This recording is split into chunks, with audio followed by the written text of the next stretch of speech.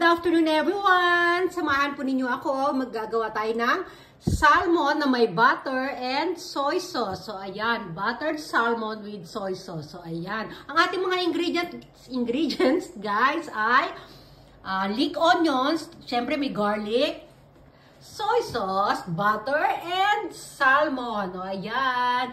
Hintayin nyo mamaya yung ating finish. Diyan na muna kayo.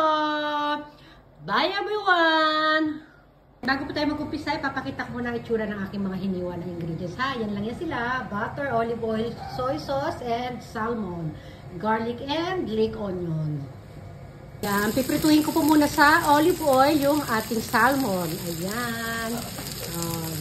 Ayan na po itsura niya. Nabaliktad na siya. Then ilalagay natin siya dito para gumawa tayo ng kanyang sauce. Kasama nito. Ito po magiging itsura ng leek onion, garlic, and butter na aking ginigisa na may kasama ng toyo na rin. Ayan po, gawa na yung ating buttered salmon. Ayan, di ba?